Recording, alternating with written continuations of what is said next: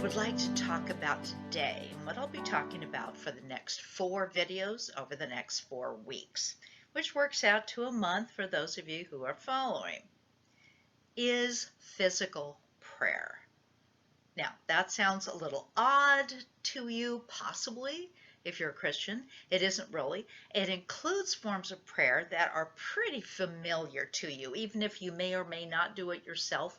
But it includes lifting the hands in praise. Also includes clapping, which we often do during some hymns when the minister is trying to get us to put a little life in the service. You have to understand that I was raised Presbyterian and now I'm United Methodist. But I had a stint with the 4 square in the middle. So even though the Presbyterians sometimes refer to themselves as God's frozen chosen, I learned how to be a little more comfortable with physical prayer in church. And that is usually raising the hands, not necessarily clapping. People start wondering what in the world you're doing. Kneeling, of course, very common and deep part of the service, generally if you're Roman Catholic or Episcopalian. I'm not sure the Lutherans do that. I'll have to ask my cousin, the bishop, but not uncommon in some denominations.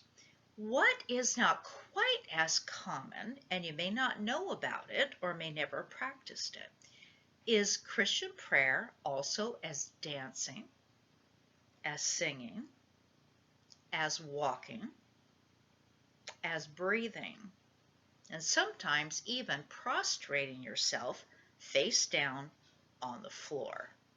For greater peace and joy, more wisdom and power, because when you add physical prayer to the conversation that you have with God, then you break through a lot of blocks. You'll experience more of what He has for you. Talk to Him better, know His will more. And we'll talk a lot about that in the next few weeks. Oh, that black thing is Toby, my sister's cat. We'll talk a lot about that in the next few weeks. So please hit that subscribe button and that little notification button.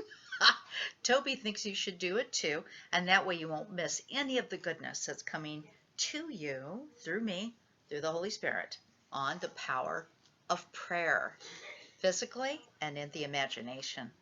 Thank you, and thank you, Toby, for moving my computer around. I'll talk to you next week.